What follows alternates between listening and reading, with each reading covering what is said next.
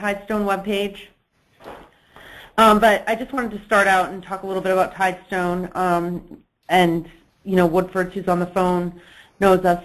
But for anyone who is listening to this recorded webinar can learn a little bit more about Tidestone. So we've been in business for over 20 years, and we've been a Microsoft Dynamics GP partner since 1995.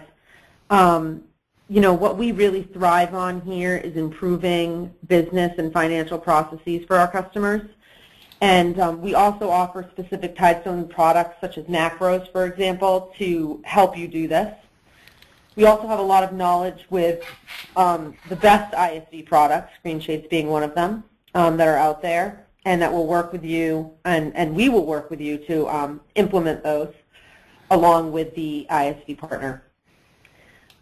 So our dedication lies within our existing customer base, and we really seek to have a true partnership with our clients. And because of this philosophy, we have customers all around the United States and have long-standing customers such as Woodford's, you know, who've been with us for well over 20 years.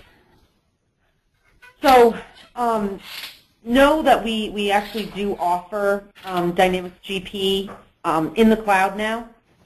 And by moving your solution to the cloud, you can actually eliminate infrastructure costs and IT resource costs by paying a per-user per-month fee instead of the normal annual enhancement. You can actually just pay a per-user per-month fee. And if you have any interest in this, you know, I definitely would like you to reach out to me directly, and we can talk more about how that solution may work for your business. So that being said, you know, with year-end coming up and all of the fun processes that we go through in accounting at the end of the year, we have Greenshades, who is graciously doing this year-end demo for us today, and John Culver is actually going to start now. Awesome. Thanks, Kelly. So everybody should be able to see my screen right now. What I was planning on doing was going through a couple of our products that can assist with the year-end processes that Kelly was talking about. I'm also going to transition into our Affordable Care Act product once we get to the end and spend a couple minutes talking about how that can help not only with year-end but also with compliance tracking throughout 2015 for reporting in 2016. Excuse me. So yeah, Greenshades has been around for quite some time too. We've been building e-files through our Greenshades Tax Filing Center, which is the product I have on my screen right now, since 1996. There are two sides to our business. We have our compliance and reporting side, and then we have our employee services side.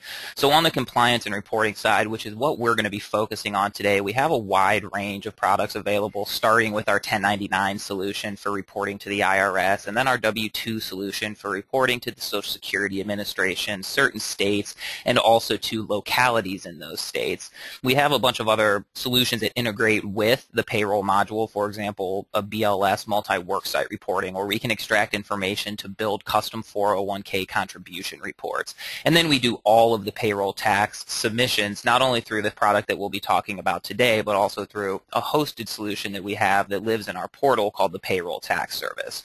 So we'll go through at a high level, discuss what we can do to assist with year-end processes. I'm going to spend a little bit of time also discussing our year-end forms process, so we can help distribute any types of W-2s, 1099s, 1042s, 1098s, and even that new 1095C that's pertaining to the Affordable Care Act. We do all of this through electronic portal distribution and also through a print and mail service. We're anticipating mailing 1.4 million 1099s, W-2s, 1098s this year. So that being said, I'm just going to get started right into the Tax Filing Center. The Tax Filing Center is a really neat solution because it's completely modular. You get to pick and choose what you need. So we have two different solutions for assisting with the payroll tax processing. One of them is the Tax Filing Center. One of them is the Payroll Tax Service.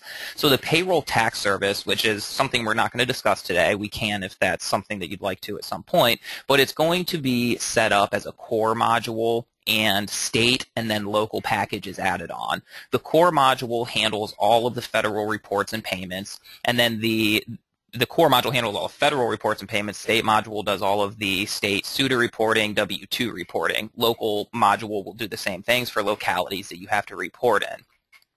The tax filing center that we're looking at is neat because it allows us to pick and choose which reports that we want to have access to. So for example, if somebody calls me and says, hey, I got a letter from the state that I report to today, I hit the threshold, I now have to submit my e-file electronically. I want to continue doing everything else with payroll tax submissions the way that I've been doing it on paper, but I need to submit this file to the state electronically. We can sell a one-state package with the tax filing center that would meet those needs. So we'll be spending some time on this today. What I'm going to do is just walk through the product with you. We'll create a federal W-2 report. I'll show you the submission process, the build process. Keep in mind that the step-by-step program that I'm going to be walking through today applies to all of the reports that we're going to be building within the tax filing center. So whether this is a state W-2 or a 940 or a 941 you're submitting to the federal government, or a 1099 or your BLS report, whatever it may be, the process is going to look exactly the same as it does with this W-2 report building that I'm going to be going through. So we'll click on e-file returns right here. When we click on the create e-file returns, you're going to see a few different options over here on the right-hand side. We have annual, quarterly, monthly, and other date range returns. So those annual returns are anything that's going to be submitted from January to March. It's going to be your Fed W-2s, state W-2s, 1099s, 940s. We have then the quarterly returns, which are going to be those 941s or the state SUTA reports that need to go out. We also help with monthly returns. So if there are some states that require you report monthly your wages, we can assist with that through this program as well. And then our other date range returns are going to be things like our 401k module, which is going to be more of a custom piece designed to pull the necessary information directly out of the accounting system to create the report in the contribution report in the exact format that the carrier requires. So we'll be focusing on the annual return today. When we click on the annual return, we're going to see which options we have available. So if you have our federal W-2 module and that's it, the only thing you'll see in this dropdown is the annual withholding W-2. Right here at this point, we're going to make a determination of what year we're working with. I'm going to choose 2013 because I have some good test data. And then you're also going to choose which types of reports you want to create. So if I wanted to walk through the process and create my state withholdings, if I'm working in multiple states, I would click state right here. At the end, I would be given the output for each of the states I need to report to. Since we're working with the W-2s for the SSA, I'm going to choose federal withholding right here. What's neat about our system is when we're going through, there's a bunch of options on the screens, which is really the only thing that you have to do is if there's something unique about your situation and it's not a very straightforward one EIN, one GP database that you're building this report for, there's going to be options along the way through this build process. So for example, the first option we come to is I wish to combine multiple GP companies into a single return. So if you're managing multiple databases that combine under one EIN for tax reporting purposes, we can accommodate that. So on the next screen here, we're going to show the two company databases that we have access to within the tax filing center environment. Right here, what we're doing is choosing which ones we want to include on the report, and then which one of these companies is going to be the submitter. So when we're going through this process, no matter how your databases are set up, we will have a way to accommodate including those reports for tax filing purposes. So I'm going to actually go back. I'm going to uncheck that box and continue through. When we're going through, one of the most important things here is to include the correct contact email address. This is so any communication that comes back from the IRS or the SSA or the state reporting agency that you're submitting to will be directed to you. We're also going to put your SSA user ID in here. A couple other options that we have before continuing the build process. If you're a business who's terminating and this will be your last filing, you'll want to check here. If you're a third-party sick payer, we'll check here. If you'd like to map other deductions for non-standard annual filings, we can accommodate that. Once we choose any of those options that we want, we can click on the next screen, and we're going to now receive any errors that may be within our system. So when we're talking about the actual build process for the W-2 report, what these errors are going to catch are formatting errors. So for example, if we see a social security number that has 8 digits, or if we catch a state instead of keying in IL for Illinois, if you key in IK, we're going to catch those formatting errors. We're going to come to a step, it may even be the very next step, where we can actually do a full Social Security number verification against the SSA database. And the way that process works is you choose that you want to verify those Social Security numbers. If nothing comes back, there's no charges. And then there's a $1.99 fee per each incorrect record that comes back. So if you have everything set up in your environment, you think that everything is accurate, you can do that Social Security number verification, and if nothing comes back incorrect, there's no charge for it. So on the next screen, we're going to begin building this report. And this is where we would indicate that we wanted to do the Social Security verification. So if we wanted to, we would choose yes here. This can take a couple minutes to initiate when we're going through the build process. So for the sake of the demonstration, I'm going to check no, that I don't want to verify at this time, and we'll continue through. And right here, what this output is going to give us is the different e-files that we can submit. So if I would have chosen state e-file and I was operating in multiple states, I would have each of the states that I would be able to build shown in this list. I would then check off the ones that I wanted to build. We're just going to build this one US W2 e-file today. We do have an option down here to edit any data before the actual file is completely built in the specification set forth by the Social Security Administration. This is called our advanced editor. So I'm going to check this box off so everybody can get an idea of what that looks like. And we're going to let this thing build and continue through. So right now we're going to pull up the advanced editor. We're going to look at the detail view for the submitter. So this detail is going to include all the information for your organization. What's nice about this is you have the ability to make edits to this data before the final submission takes place. So we'll come through and we'll take a look at the companies, and then we have each of the employee information. So this is going to show all of that employee's federal wages, all of the information that's going to be combined to create that individual employee's W-2. You can go through and double check each of these individual records, make any changes that you may need to before the actual build takes place. So what we'll do here is we'll close this advanced editor out. We'll see that we have 22 employees that we're going to file for, and we'll click here to begin that filing. Once we do, we're going to show all of the totals. So if we were to submit a paper copy W-3, you would see all of the information listed in this overall totals on that W-3. What we're doing, though, is we're replacing that W-3 with what's called an EFW-2. That EFW-2 is the electronic version of the W-3. So at this point, you have the ability to print these totals, save these totals, view the details. We even save the actual e-file that's being built.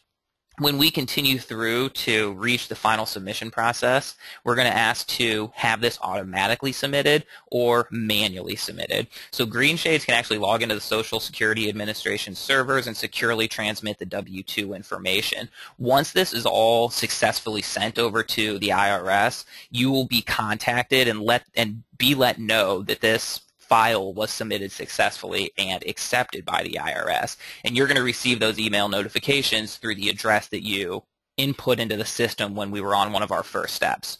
So we're going to choose the automatic submission option. You do have the option to manually submit this, which is where you would save the e-file, go out to the Social Security Administration's website, and upload that file to their system. The automatic submission is just a little bit easier. We're going to input all of our details here, again, contact information for the Social Security Administration, and we're going to finish off and submit this file. So this is a test environment that I'm submitting in today, so it's asking me if I want to submit it in test mode. I do. Files being transmitted right now as long as we're connected to the internet. And we should receive a notification through the tax filing center then that not only was the electronic report created, but the Social Security Administration received that e-file. So as far as the build process goes, it's really that simple. And once you use the tax filing center a couple times, you're really just going to open it up, click next a few times, and build the report. It's a 2 or 3 minute process once you've used it and gotten familiar with the system. So what we'll do now before we transition into the actual year-end forms portal so we can talk about the distribution. I'd like to open it up in case anybody has any questions. If you want to see the 1099 process or a state W-2 process, again, it's very, very similar, exact same process of 5 or 6 step wizard-based program. But please let me know at this point if you have any questions, anything I can go over in more detail.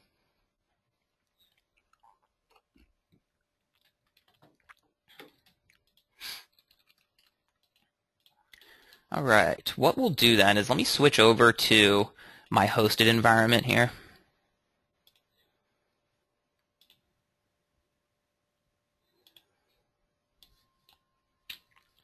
This is our Greenshades online website, formerly known as Download My Form.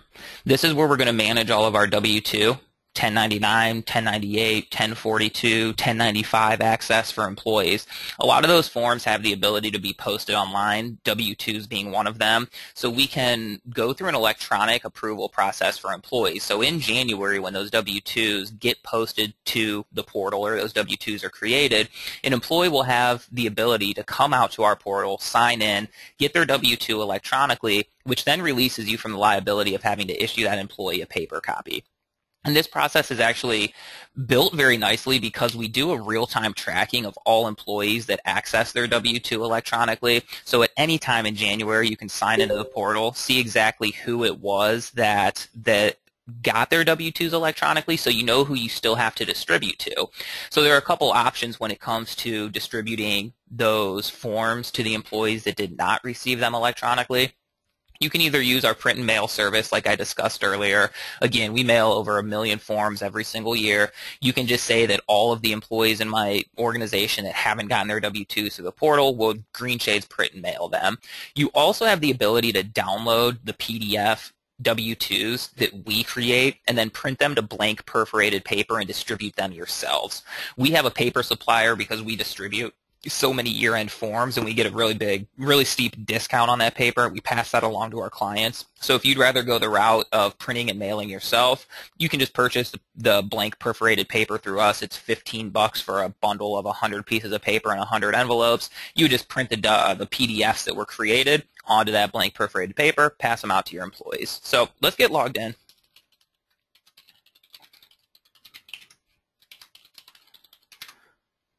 And again, this is going to be a pretty quick portion of the demos as well because this process is very simple, just like that W-2 build process was.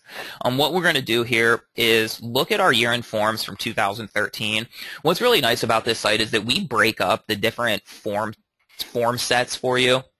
A form set can be anything as far as like a W-2 for a certain company. So if you had multiple EINs in your environment, you would see a different form set for each W-2 set for each EIN. Different form sets could also be different types of forms. So if we're functioning inside the same EIN, we're going to have different form sets for our 1099s, for our W-2s, for our 1098s, whatever types of forms that we may have on this portal. What else is neat is that we have the ability to switch through companies at the top here. So if we were processing for multiple companies, we would have the ability to access all of them directly through this portal.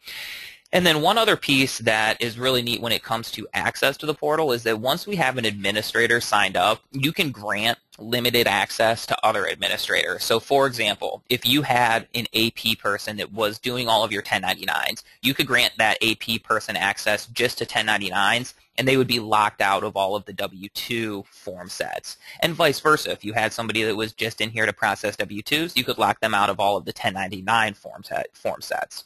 So we'll go in, we'll take a look at the 2013 W-2 tax forms.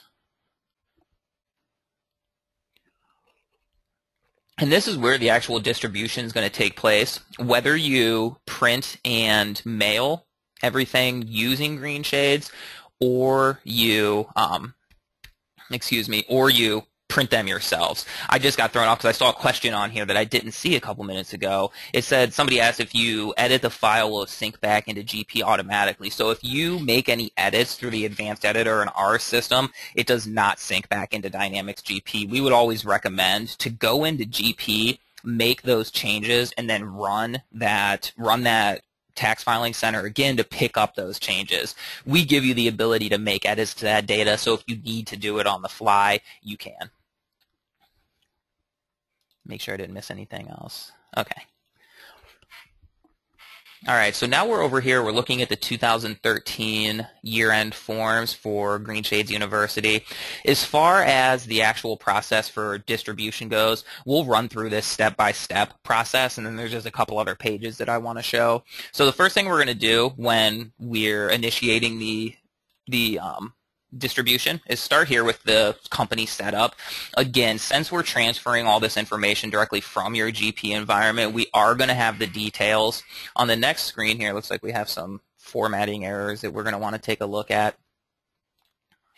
So this company setup, what I'm getting to at this company setup is that we're going to pull company information over from Dynamics. So when we were looking at the tax filing center, one of the first steps showed all of the company data.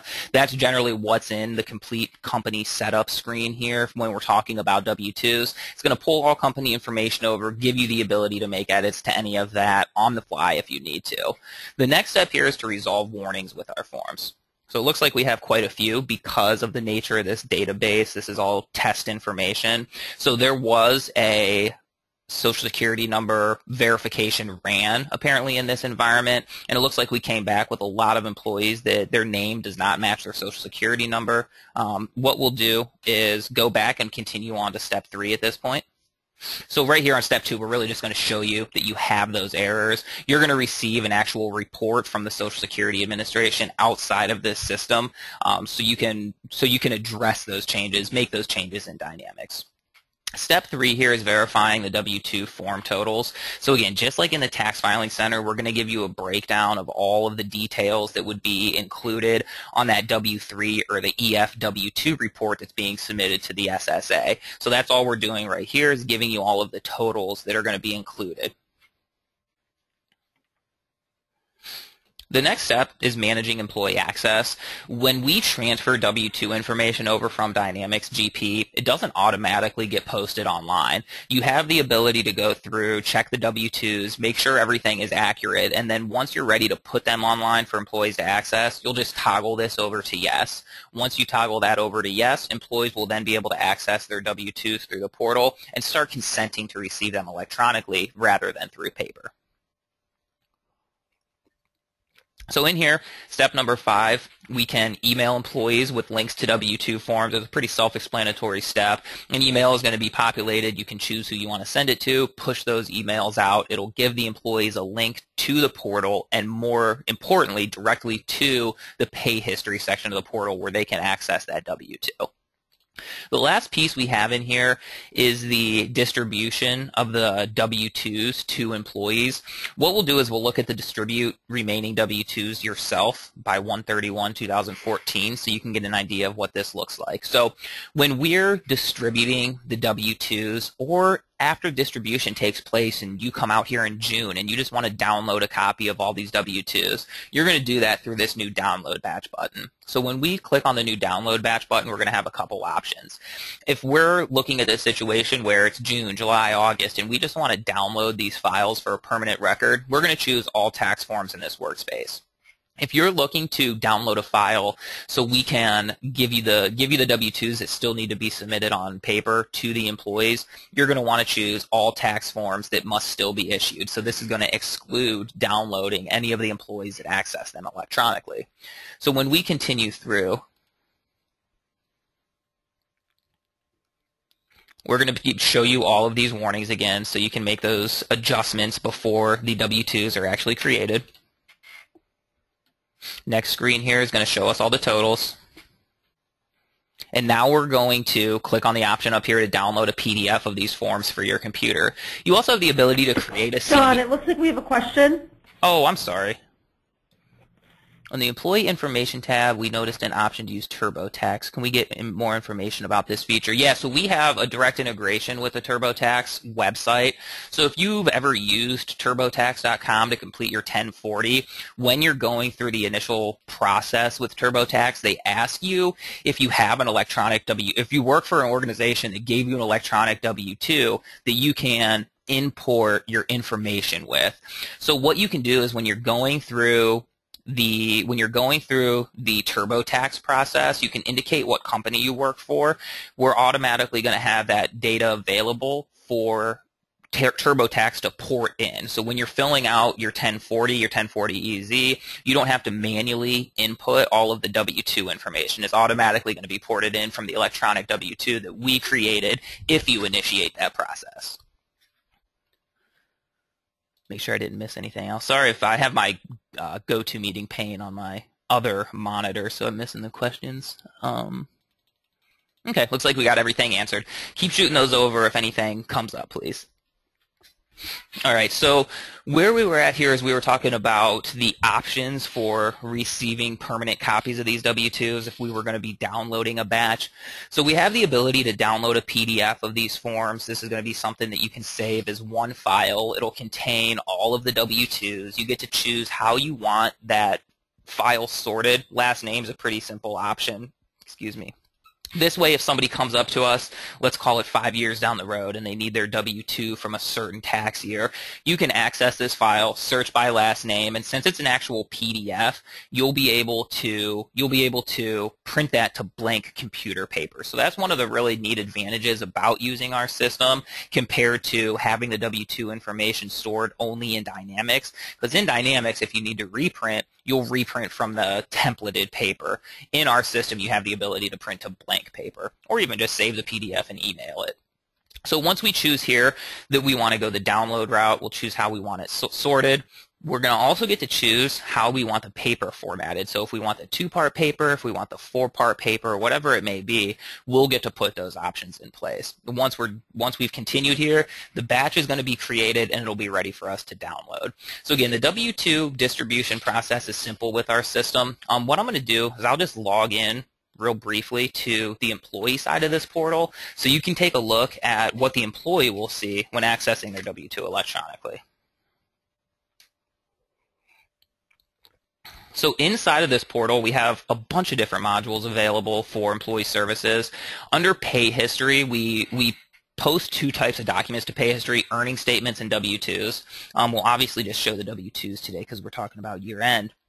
And you have the ability to use our portal specifically for W-2s. You don't have to have the pay stub piece activated. So what we'll do is we'll create a link for you. It'll be something formatted like this, gssalesefp.greenemployee.com. If Tidestone was using this for their W-2s this year, it might be tidestone.greenemployee.com. So what happens is the W-2s get posted. They're PDFs, very simple to save, very simple for the employee to print. The PDFs go up in January. They stay on our servers until December 31st of the same year. So as long as somebody comes out to the portal during that 1-year span, they'll have the ability to download this W-2 as many times as they need to. So over here on the year-end forms portal, the last thing I want to show you is just another quick little option over here, the My W-2s tab. This is where you would be able to during the hosting period. So again, they go up in January, come down December 31st. If you needed to access any of these W-2s directly from the portal, if you hadn't saved a file yet and an employee came and they wanted a reprint, you can just head out to the portal here. You can choose to print a W-2 for an employee. This is going to generate the PDF file that you can then print to blank paper.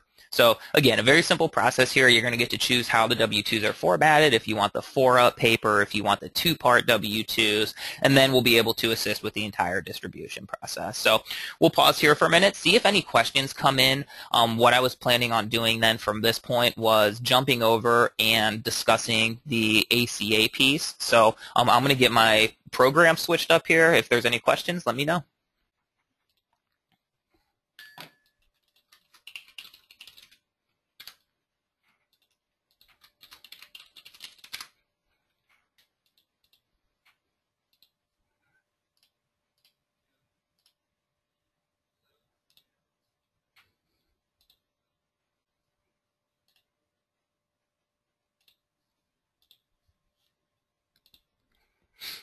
All right, so I'm getting my Dynamics Payroll Inspector product pulled up.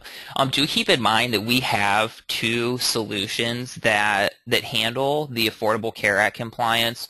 One of them is our Benefits Enrollment module. The other one's the Payroll Inspector. So the Benefits Enrollment module is something that's been around for a few years. We created it in 2012. What we did within that product was added all of the Affordable Care Act compliance tracking and reporting features. So if somebody was using our Benefits Enrollment portal, they received an update a month or so ago that allowed them to use all of those features. There were no additional costs involved.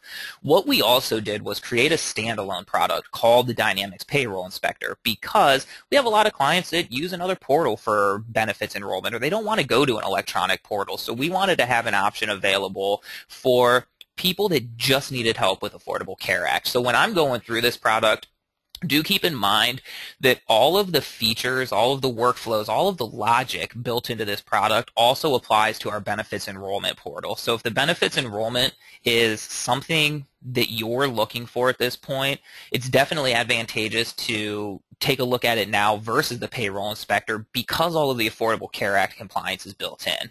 If you're one of the people in the situation where you don't want to go to an electronic enrollment, or you have something else that's already in place for electronic enrollment, then the payroll inspector may be the product for you. So the whole purpose of the payroll inspector is to keep you, the user of Dynamics GP, alerted of any changes in your environment that would put you out of compliance according to the Affordable Care Act. So what I'm going to do, just close the payroll inspector out. I think that this is one of the neatest features of this tool, is the fact that it doesn't have to be running in the foreground to keep you actively alerted of anything that's happening in your environment. So for example, when the payroll inspector is initiated, I can close it out. It's using no computer memory, and it's still going to let me know if anything is changing. So for example, I have an employee go from part-time to full-time, or I have an employee who's completed their initial measurement period and I now have an output of their full-time status. We're going to receive notifications directly in the toolbar, and if something happens multiple times a day, if we have an employee change a status in the morning and another employee change a status in the afternoon, you're going to receive both of those notifications. This isn't a tool that only runs when you ask it to run or only runs once a week. It's constantly checking the environment for any changes. So when this thing pops up and it lets you know that you have health insurance eligibility that needs reviewed or coverage that needs reviewed, we'll just open the payroll inspector. And within the payroll inspector, there are multiple modules. For example, we can do social security number verification, address verification. We can update the local withholding rates inside of Dynamics GP, and even make sure you're in compliance with state and local sick leave policies. A lot of those are popping up all over the place. California is a huge one right now. What the two modules that we're going to be focusing on, though, are the two Affordable Care Act modules. So we're going to talk about insurance eligibility and then insurance coverage. So under eligibility, excuse me one second. Under eligibility, these are going to be the rules that you've heard referred to as measurement period, admin period, and stability period. So what's nice about our system is that, first of all, data is all available for us in Dynamics GP. What we need is employee pay history and employee hours worked, which is, again, all available in GP. The rest of the regulations that we need to follow are all Affordable Care Act regulations. So we have a full-time compliance team tracking all of those and constantly building them into the system. What we need to outline is our measurement, our admin, and stability periods. So when we're setting up the payroll inspector, that's really all we're doing. We're coming in here and we're choosing who this measurement group is going to apply to. So within the Affordable Care Act, there is an option where you can create multiple measurement groups based on EINs, union versus non-union employees, and employees that work in different states. Most companies I've talked to, though, are going to have one measurement period. Once we choose which groups of employees these rules are going to apply to, we just choose the measurement period. So we're going to choose the start date of the most recent measurement period, the length of the measurement period, first day of the company work week, so we can align everything with payroll. We'll then set the admin period, the stability period. What's neat here is that as we make changes to the different periods, keep an eye on this table at the bottom. We're going to recalculate all of the admin, measurement, and stability periods based on what we're doing here. So as I switch things up, we're going to see all of the dates here recalculate so you can get an idea of what those periods would look like moving forward if you made changes. So once we have those rules in place, our inspector is ready to run. So right now what it's doing is it's using the applied rules, looking at Dynamics GP, completing the calculations, and then alerting you if anything needs to be reviewed. So what we'll do right now is take a look at the 79 employees that need to be checked, and this is going to give us a breakdown that 85 employees were inspected, 6 were eligible, 23 employees are eligible and should be offered insurance, et cetera, et cetera. The next page is going to give me an individual breakdown of each employee and show me exactly what happened with that employee. So for example, if I'm on this drop down and I show employees with a change, this is going to show me every single employee that changed. Employees that were new hired and they were automatically considered first time based on our setup, because when you're going through the setup, you can choose classes of employees that you want to exclude from that calculation. So if you have, for example, a salaried class and you know everybody that joins GP and is associated with that class as full-time hourly employee, or excuse me, a full-time salary employee, there's no need to run a calculation on that employee. So this will show us all new hires, anybody who's completed an initial measurement period, anybody switched from full-time to part-time status, et cetera, et cetera. When we drill down, we can look at specific changes though. For example, if I wanted to see all employees change to full-time, I can do so. This is going to show me three things. One, it's going to show me employees that switched from part-time to full-time. Two, it's going to show me employees that completed their initial measurement period and then were determined to be full-time.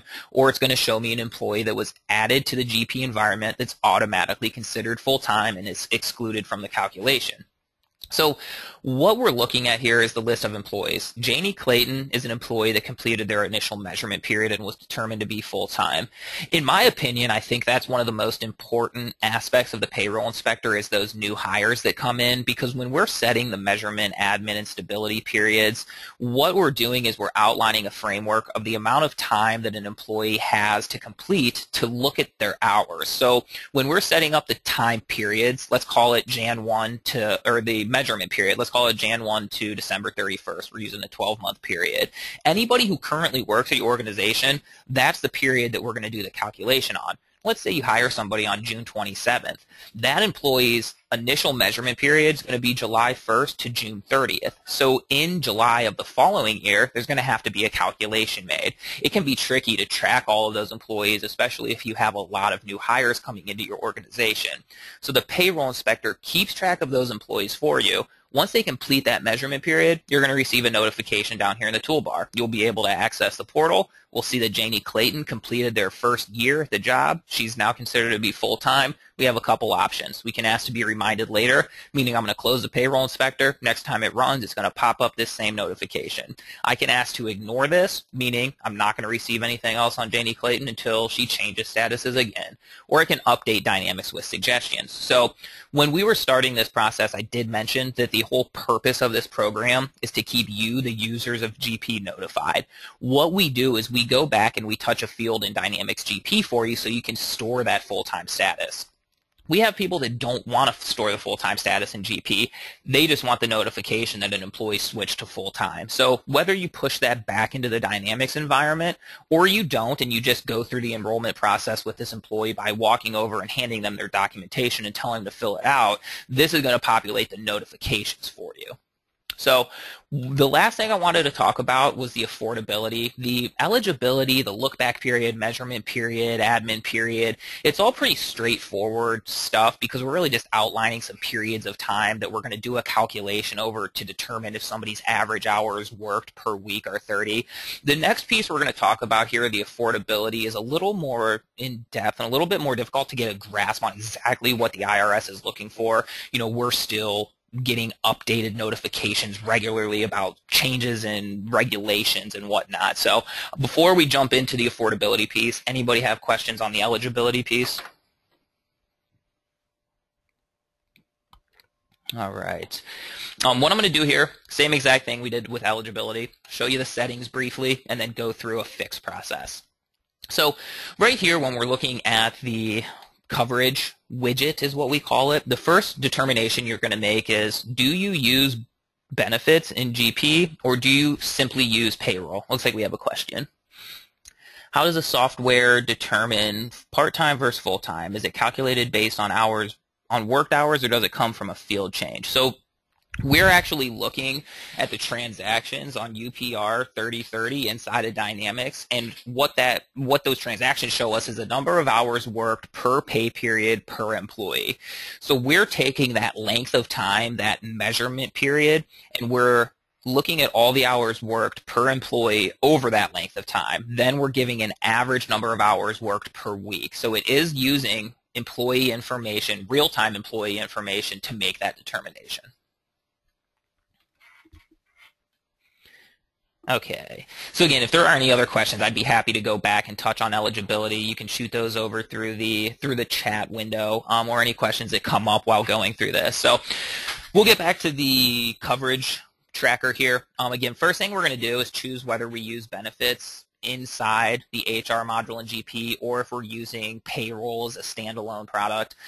What's nice about our system is we're filling the gaps that GP has with Affordable Care Act. And there's quite a few of them. So for example, if you're on 2010 and you're not using HR, or if you're on 2010 and you are using HR, you're not going to receive the year-end updates because those year-end updates are specific to the HR module in GP 2013 and GP 2015.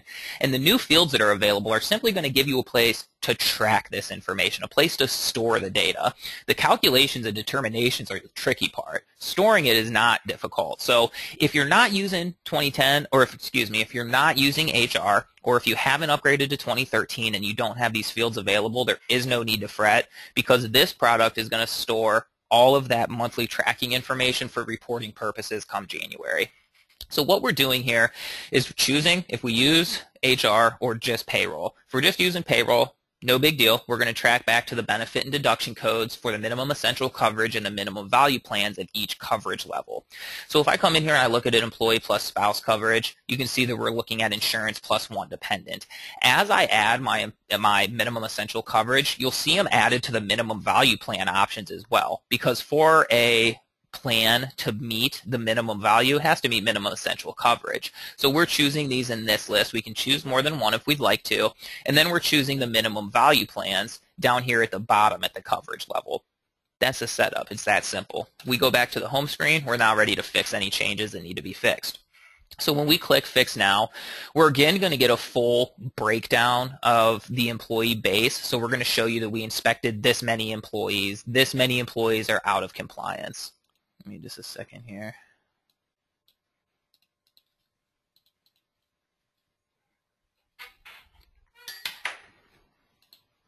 So when we click Now, we're going to be shown a couple key fields.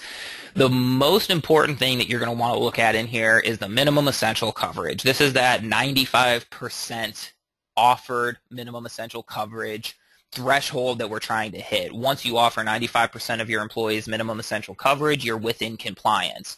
The other piece is the adequate coverage, and adequate coverage is being made up of minimum value plan and affordable coverage. So right now, we have some work to do to get to that 95% of being offered minimum essential coverage. We can help with that through the payroll inspector, and then we definitely need to take a look at the adequate coverage. So on the next page, again, what we're going to do is show you a breakdown of employees at certain subsets. So the employees that weren't being offered minimum essential coverage, it wasn't because the coverage that they were being offered was incorrect. It's because they weren't being offered coverage. So each of these employees on this list has no coverage offered to them.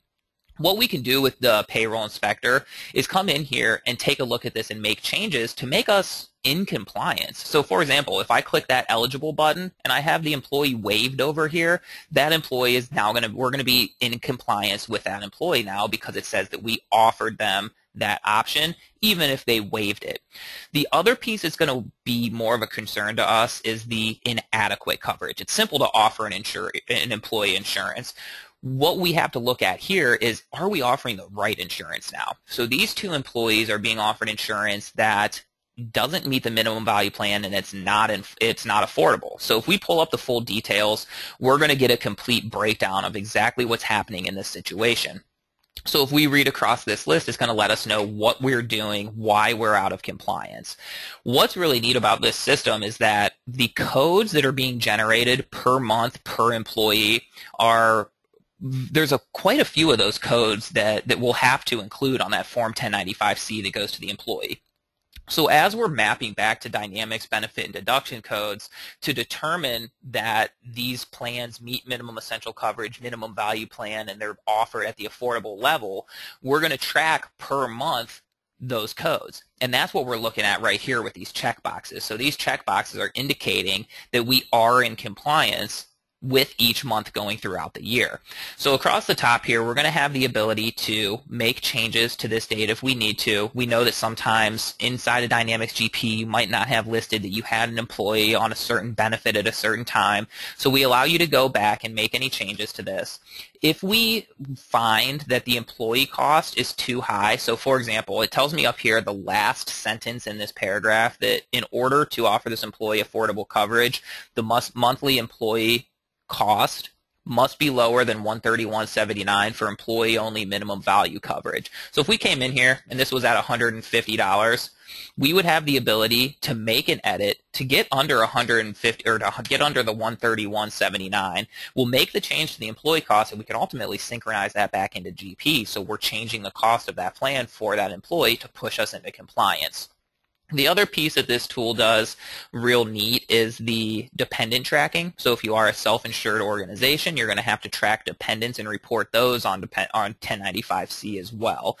So what we can do is store all of that within the system. Because if you're not using GPHR, there isn't a place to store dependents. What we can do is allow you to store that in here, so when it comes time to report to the IRS and also to the employee, you'll have all data available. If you are taking advantage of the HR module and you're using the newer version of GP that has all the ACA fields, we do synchronize everything right back into GP.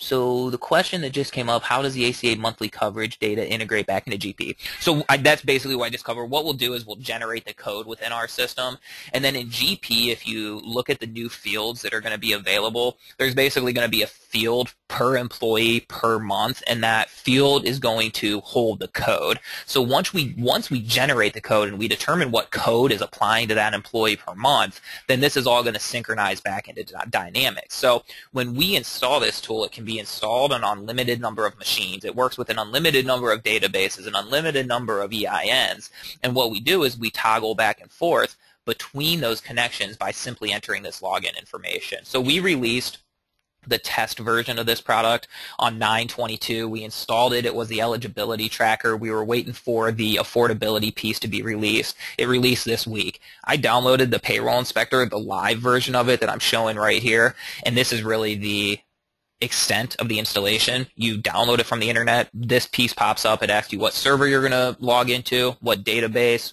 the username and the password. Once you have that information, we can then synchronize with Dynamics GP to read the information we need to make our calculations, and then also push those full-time, part-time determinations and the monthly affordability codes back into Dynamics.